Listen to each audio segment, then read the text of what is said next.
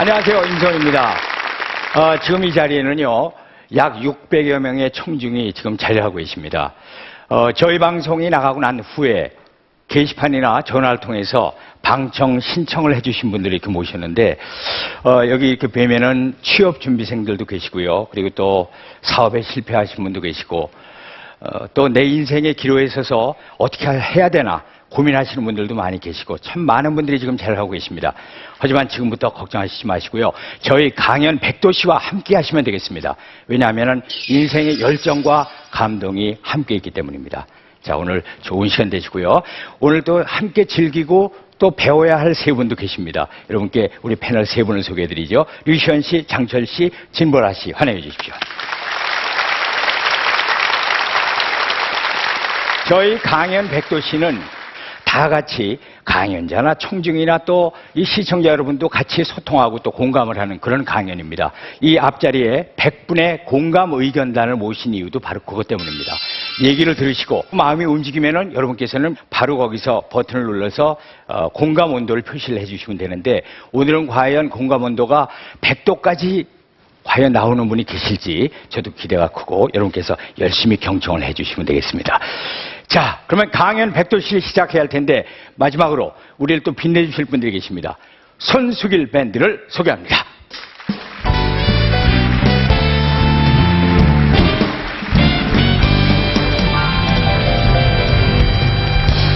이제 오늘의 강연자를 여러분께 소개해드리겠습니다. 먼저 화면으로 만나보시죠. 7전 8기를 넘어 14전 15기의 신화. 끈기와 노력으로 꿈을 이룬 최고령 사법고시 합격자 오세범.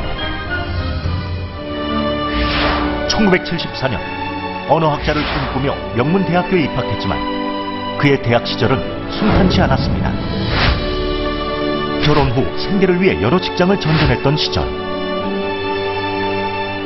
한 번밖에 없는 인생이니까 정말 가치 있게 살아야 된다고 생각을 했습니다.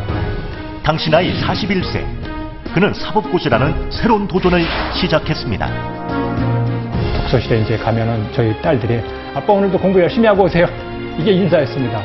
14번의 불합격. 하지만 그가 버틸 수 있었던 건 가족 때문이었습니다. 그리고 마침내 15번째 도전 끝에 사법고시에 합격. 후기를 모르는 열정의 최고령 사법고시 합격자 오세범 씨를 소개합니다.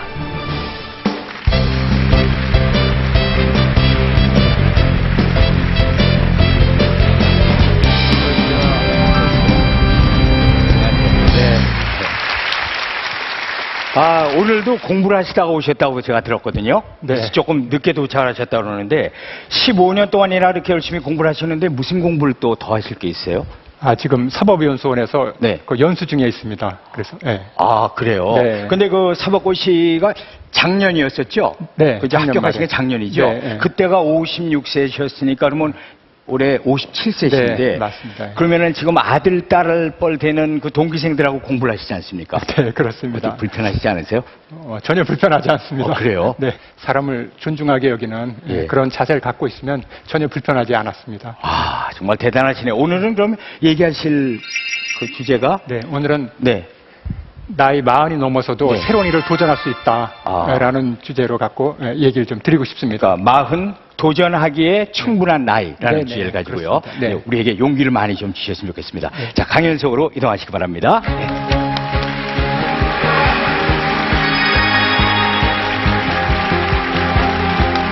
안녕하십니까. 방금 소개받은 오세범이라고 합니다. 저는 53회 사법시험 최고령 합격했었고요. 지금 현재 사법연수원에서 연수 중에 있습니다. 보통 사법시험을 준비하면서부터 합격하기까지의 기간이 5년 정도 걸린다고 하는데 저는 15년이 걸렸으니까 한 3배쯤 더 더디게 됐던 것이죠. 제가 사법시험에 왜 40살이 넘어서 도전하게 됐는지 먼저 그 이유부터 잠깐 설명드리겠습니다. 저는 고등학교 때까지는 공부를 잘하면 그게 모범이 되는 줄 알고 그냥 공부만 했던 것 같습니다. 그래서 어떻게 서울대학교 들어갔고, 서울대학교 들어와서도 제가 잘 할 수 있는 일이 공부를 열심히 하는 것. 그래서 아마 언어학자 또는 혹시 경제학자 이런 쪽에 관심을 갖고 공부를 했습니다. 그런데 그때는 유신 말기였기 때문에 학내에서도 사법경찰들이 항상 상주하다시피 해가지고 누구라도 그 민주주의를 얘기하면 제적되고 구속됐던 이런 시대였습니다. 제가 아는 것이 별로 없지만 그래도 보고 느끼고 아는 만큼은 실천하고 실천에 필요한 만큼 또 배워나가자 이런 생각으로 해서 대학교 4학년 때 시위에 가담하게 됩니다. 물론 제적되고 구속됐습니다. 구속되고 나오고 나니까 이제 서울대학교 학령은 없어진 것이죠.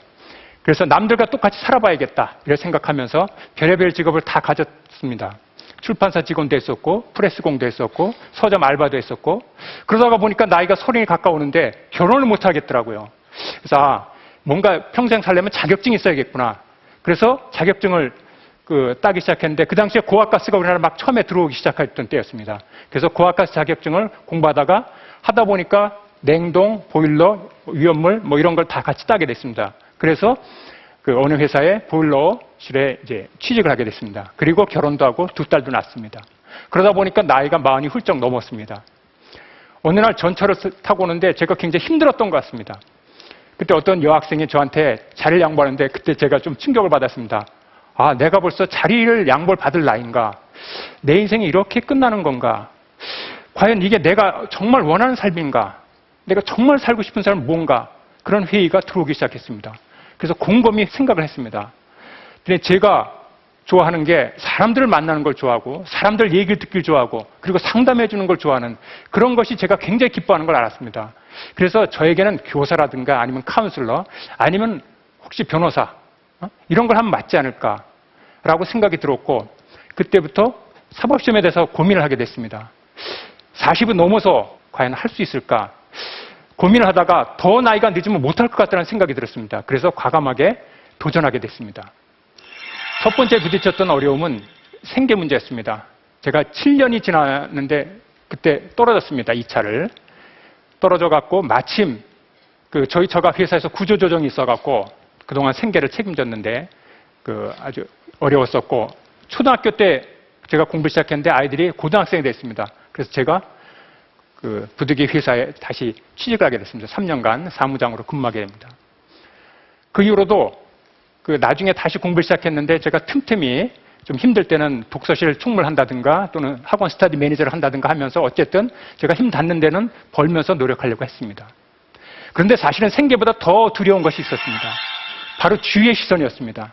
고시 공부한다고 들어갔다가 결국 7년 만에 패배해갖고 나와서 다시 변호사 사무실 사무장으로 있다는 것이 주위 사람들로부터 굉장히 그런 질책, 비난, 결국 너는 안 되는 거를 계속 도전하는 사람이구나. 이렇게 그 비난이 사실 굉장히 두렵습니다. 그래서 제가 변호사 사무실 처음 갔을 때는 거의 말을 못했습니다. 그런데 생각보다 사람들이 저에 대해서 제가 생각한 만큼 그렇게 관심이 많지가 않더라고요. 제가 만난 주로 의뢰인들은 뭐 이혼을 한다든가 또는 재산을 몽땅 날린다든가 아니면 뭐 아들이 감옥에 구속돼 있다든가 그래서 제가 고시 공부했느니 마느니 뭐 옛날에 학생운동 했느니 마느니 이거는 전혀 관심이 없었습니다. 오히려 자기들의 얘기를 잘 들어주고 거기에 적절하게 제가 상담을 해주면 너무나 고마워하고 즐거워했습니다. 그래서 제가 이 7년 동안 고시 공부한 게 결코 헛되지 않았다. 내가 살아갈 이유가 있구나. 그래서 다시 힘을 얻게 됐습니다. 또 하나의 어려운 점은 건강 문제였습니다. 제가 처음에 나이가 늦게 시작해서 빨리 붙을 생각으로 계속 앉아서 아침 먹고 4시간 공부하고 점심 먹고 4시간 공부하고 저녁 먹고 그런데 이거는 저만 하는 건 아니고 거의 사법시험 공부하는 사람들은 일정한 패턴입니다. 그런데 이렇게 보통 2년쯤 하다 보면 탈들이 나기 시작합니다. 저는 역시 허리가 계속 아파서 책상에 있질 않지 못해가지고 그때부터 달리기 시작했습니다. 달리기 시작한 게 물론 오늘도 아침에 뛰고 왔습니다. 하루에 4km씩 지금 뛰고 있는데요. 그 건강에 대한 부분은 그렇게 극복할 수 있었습니다. 마지막으로 또 하나의 고비였던 것은 저희 어머님이 2008년도에 제가 1차 시험을 한 달 앞두고 교통사고로 돌아가셨습니다. 고시공부 10년 동안 특히 고시공부를 하다 보니까 이 평일날은 갈 수가 없습니다. 그리고 추석이나 설날 때도 시험이 있으면 가지를 못합니다. 이건 아마 모든 고시생들이 대부분 공통된 것일 텐데 그래서 어머니하고 가깝게 할 시간이 없는데 갑자기 교통사고로 돌아가신 겁니다. 어머니한테 너무나 많은 은혜를 받았는데 내가 이걸 갚을 기회가 없이 돌아가셨구나. 도대체 나는 누굴 위해서 무엇 때문에 공부를 하는 거지? 그때 또 한 번 회의가 왔습니다. 그래서 이것이 이번에 어머니의 뜻이라면 이번에 시험 안 되면 정말 정리하겠다 이렇게 생각을 했습니다. 그런데 다행히 한 달 뒤에 또 1차 시험이 됐습니다. 그래서 결국은 시험 이렇게 오늘날까지 오게 됐습니다. 이런 과정을 통해서 제가 결국 합격을 하게 됐는데 쭉 제 나름대로 생각하면 저는 사실은 고시공부를 목표로 했지만 고시공부 자체에 그렇게 목숨 걸고 그렇지는 않았습니다. 저는 항상 결과보다 과정이 중요하다고 생각했고 오늘 하루하루를 충실히 사는 게 제 인생이라고 생각했습니다. 만일 15년 동안 지났는데 불합격되면 제 인생은 없는 겁니까? 저는 그렇게 생각하지 않았습니다. 오늘 하루 충실히 살고 그리고 지금 이 순간에 제 앞에 있는 사람을 존중하고 그렇게 사는 것이 저는 인생의 행복이고 저는 그것이 나름대로는 성공이라고 생각했습니다. 혹시 여러분들께서 40이 넘어서 새로운 인생에 도전하려고 생각하시는 분이 있으면 한번 이 부분을 자문해 보라고 싶습니다. 첫째, 자기가 꼭 하고 싶은 일인가? 정말로 그렇게 이 열망이 강한가? 이건 자기의 주체적 의지 이런 것이 문제가 되죠. 두 번째, 자기를 절대적으로 지지해줄 단 한 사람이라도 있는가? 아무리 내가 오라도 가장 가까운 사람, 배우자든 부모든 거기서 동의를 받지 못하면 제가 볼 때 그거는 독단에 빠질 수 있습니다. 세 번째, 현실적인 대책이 있는가? 나이 40이 넘어서 새로운 일을 시작한다는 것은 굉장히 위험할 수 있습니다. 20, 30대는 실패해도 다시 일어날 수 있습니다. 40이 넘어서 새로운 일 시작했다가 망하면 타망할 수가 있습니다. 그래서 현실적인 계획을 최악의 경우를 대비해서 계획을 세울 필요가 있다고 생각합니다. 마지막으로 건강에 자신 있는가? 이건 개인의 의지와 달리 몸이 받쳐주지 않으면 벗어나갈 수 없습니다. 특히 제가 보니까 20대는 가만히 있어도 몸이 좋은데 40이 넘어가면 가만히 있어도 몸이 하루하루 나빠지는 것 같습니다. 꾸준히 꼭 달리기 아니더라도 좋습니다. 자기가 좋아하는 운동을 꾸준히 해나가지 않으면 자기의 뜻을 이룰 수가 없다고 생각합니다. 40이 넘어서 새로운 인생을 시작하시는 여러분, 어려움도 많고 두려움도 걱정도 많을 것입니다. 그러나 정말로 자신의 열망이 강하고 아까 제가 말씀드린 대로 이런 질문에 대해서 자문자답하셔서 나름대로 확신이 드시면 절대 40이란 나이는 도전해서 늦은 나이가 아니라고 생각합니다. 여러분 힘을 내십시오. 지금까지 제 얘기를 들어주셔서 감사합니다.